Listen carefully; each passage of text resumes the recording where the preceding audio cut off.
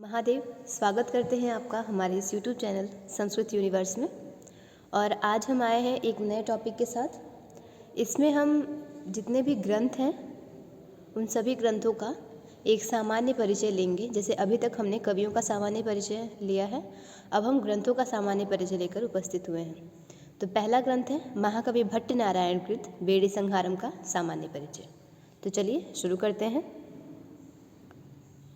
बेड़ी संहारम यह एक नाटक है। यह महाकवि भट्ट नारायण की एकमात्र कृति है जिससे उन्हें प्रसिद्धि प्राप्त हुई।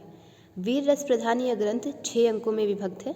इसमें दुशासन द्वारा अपमानित द्रौपदी के द्वारा अपनी बेड़ी खोल दिए जाने पर भीम यह प्रतिज्ञा करता है कि वह दुशासन की छाती का लहू पिएगा। जब द्यूत क्रीड़ा हुई थी महाभारत में, तो उस समय पांडवों के हार जाने पर दुर्योधन ने द्रौपदी के केशाकर्षण के लिए दुशासन को बुलाया था। दुशासन द्वारा द्रौपदी के केशाकर्षण एवं चीरहरण के बाद द्रौपदी ने अपनी बेड़ी खोलकर यह प्रतिज्ञा ली थी कि जब तक मैं इसके रक्त से अपने बेड़ी को धुलूंगी नहीं तब तक उसे बांधूंगी नहीं, संवारूंगी नहीं। और यही प्रतिज्ञा भीम ने भी ली थी कि मैं तुम्हारी बेड़ी को संवारूंगा, और उसी पर आधारित यह नाटक है। और यह जो प्रतिज्ञा थी, इसी प्रतिज्ञा के कारण इस नाटक का नामकरण हुआ था बेड़ी संहारम। इसकी जो संक्षिप्त कथा वस्तु है उस पर विचार करते हैं। इसकी कथा का सारांश इस प्रकार है कि इसका जो प्रथम अंक है उसमें जब ये शुरुआत होती है तो भगवान श्री कृष्ण पांडवों की ओर से संधि का प्रस्ताव लेकर हस्तिनापुर जाते हैं धृतराष्ट्र के दरबार में। परंतु वहाँ पर दुर्योधन कृष्ण के संधि प्रस्ताव का मजाक बनाता है और उनके साथ अभद्रता का प्रदर्शन करते हुए उन्हें कारागार में डालने का प्रयास करता है, उन्हें बंदी बनाने का प्रयास करता है। कृष्ण के इस अपमान से युधिष्ठिर समेत भीम आदि का क्रोध पराकाष्ठा पर पहुंच जाता है। इसके पश्चात द्वितीय अंक शुरू होता है अभिमन्यु के वध के बाद।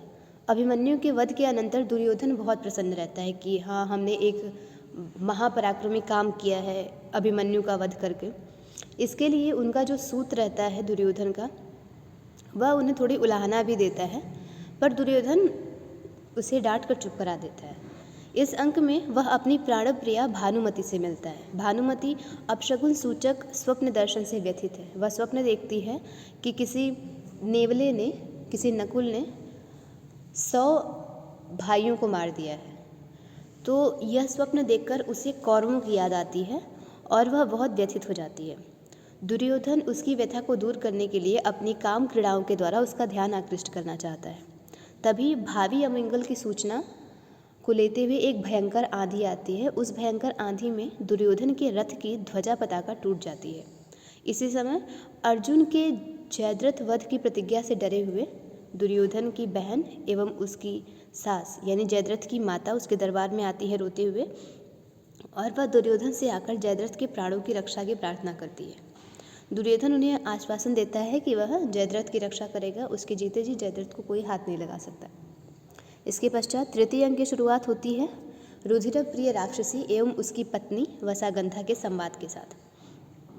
इस संवाद से हमें पता चलता है कि द्रुपद, भूरिश्रवा, सोमदत्त, भगदत्त प्रभृति आदि अनेक योद्धाओं समेत द्रोणाचार्य के वध की सूचना प्राप्त हो जाती है।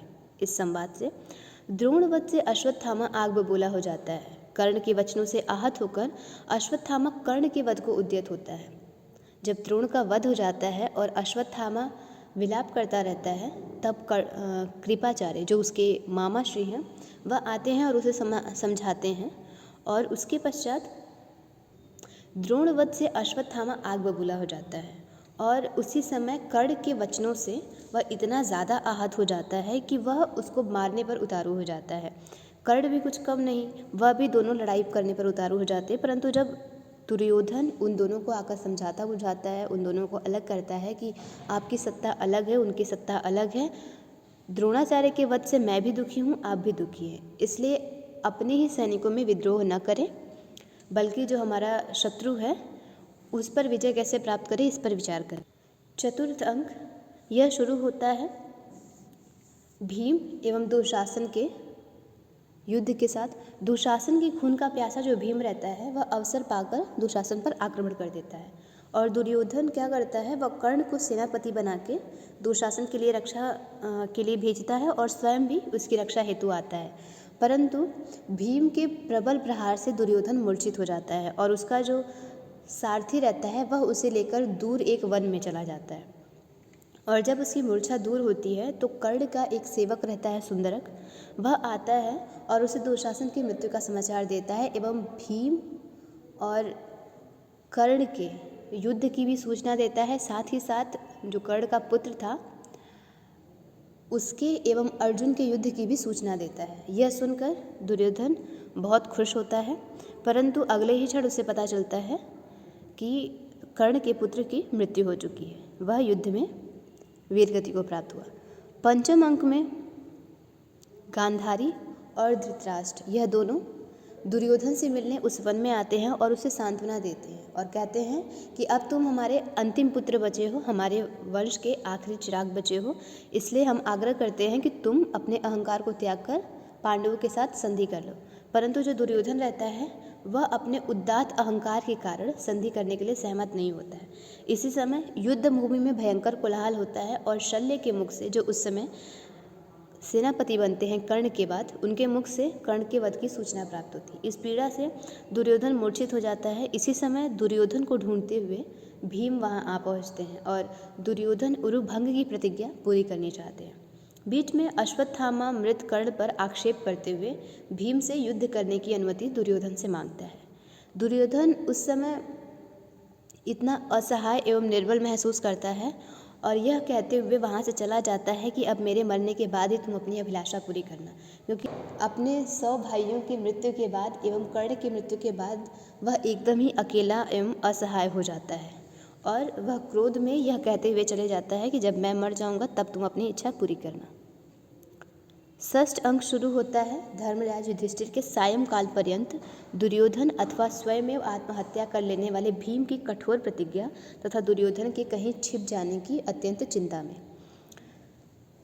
उसमें दिखता है कि जब पांचालक आकर युधिष्ठिर व द्रौपदी को सूचना देते हैं कि सरोवर में छिपे हुए दुर्योधन को भीम ने अपने बाणों से उत्तेजित करके बाहर निकाल लिया है और उन दोनों में भयंकर गदा युद्ध प्रारंभ हो गया है। यह सुनकर युधिष्ठिर थोड़े प्रसन्न होते हैं, चिंता से थोड़े बाहर आते हैं। इसी समय दुर्योधन का मित्र राक्षस आता है। वह एक तपस्वी के वेश में आता है और आकर के युधिष्ठिर एवं द्रौपदी को अनर्गल बातें सुनाने लगता है कि जो भीम थे और दुर्योधन थे, उन दोनों की गदा युद्ध में दुर्योधन अपने पराक्रम का परिचय देते हुए भीम को मार दिए हैं। इस दुखद समाचार से युधिष्ठिर का विलाप शुरू हो जाता है। इसके बाद वह अग्नि में प्रवेश करना चाहते हैं। तभी दुर्योधन के लहू से युक्त भीम उपस्थित होते हैं। भीम को न पहचान पाने के कारण युधिष्ठिर उन्हें मारने को उद्यत होते हैं, परंतु जब उन्हें सच का पता चलता है तो वह बहुत खुश होते हैं और भीम दुर्योधन के लहू से युक्त हो द्रौपदी की बेड़ी संहारते हैं और द्रौपदी की प्रतिज्ञा पूर्ण करते हैं। सभी प्रसन्न हो उठते हैं तथा कृष्ण के आशीर्वादात्मक वचनों के साथ नाटक का अवसान होता है। यहाँ तक तो रहा इसकी कथा वस्तु। अब इसका मंगलाचरण देखते हैं। मुख्य विवरण है इसका मंगलाचरण, जो कि नमस्कारात्मक है। निषिद्धैरप्येभिर्ललितमकरन्दो मधुकरैः करेरिन्दोरन्तश्छुरित इव सम्भिन्न मुकुलः विधत्तां सिद्धिं नो नयनसुभगामस्य सदसः प्रकीर्णः पुष्पाणां हरिचरणयोरञ्जलिरयम्। इसका अर्थ है, बार बार हटाए जाने पर भी इन भौरों द्वारा बिखेरे गए पुष्प रस वाली, चंद्रमा की किरणों द्वारा मध्य भाग में व्याप्त सी अतः खिली हुई कलियों वाली श्री कृष्ण के चरणों पर बिखेरी गई यह पुष्पों की अंजलि हमें इस सभा में, अर्थात इस सभा में उपस्थित सभी लोगों के नेत्रों को आह्लादित करने वाली सफलता प्रदान करे। यह तो इसका प्रथम मंगलाचरण है। इसके द्वितीय मंगलाचरण में है, कालिन्द्याः पुलिनेषु केलिकुपितामुत्सृज्य रासे रसं गच्छन्तीमनुगच्छतो शुकलशां कंसद्विषो राधिकां तत्पादप्रतिमा निवेशित पदस्योद्भूतरोमोद्गते लक्षुण्णोऽनुनयः प्रसन्नदयिता दृष्टस्य पुष्णातु वः। दृष्टः सप्रेम देव्या किमिदमिति भयात् संभ्रमाश्चासुरभिः। इसका जो प्रथम मंगलाचरण है उसमें हरि के चरणों की स्तुति की गई है, जो कि शिखरणी छंद में है। द्वितीय मंगलाचरण में कृष्ण की स्तुति की गई है शार्दुल विक्रीडित छंद में, एवं तृतीय मंगलाचरण में शंकर की स्तुति की गई है, भगवान शंकर की स्तुति की गई है, जो कि श्रद्धरा छंद में है। अब आगे आते हैं तो लेखक के परिचय में देखते हैं कि भट्ट नारायण को कवि मृगराज की उपाधि प्राप्त हुई थी और 725 ईस्वी इनका समय है। उपजीव्य वेड़ी संहारम का जो उपजीव्य है वह महाभारत का सभा पर्व, उद्योग पर्व एवं शांति पर्व है। इसके नायक हैं भीम, अंक हैं 6 और 209 श्लोक हैं कुल। इसका रस है वीर और रीति है गौड़ी। अब पात्र परिचय देखते हैं। पुरुष पात्र सूत्रधार जो नटों में मुख्य है और नाटक का संस्थापक कहलाता है, जैसे आजकल हम आप उसे डायरेक्टर के नाम से जानते हैं। पारिपार्श्विक सूत्रधार का सहचर है। युधिष्ठिर, भीम एवं अर्जुन ये कुंती पुत्र पांडव हैं। युधिष्ठिर ज्येष्ठ हैं, उसके पश्चात भीम मध्यम, तत्पश्चात अर्जुन। नकुल एवं सहदेव माद्री पुत्र पांडव।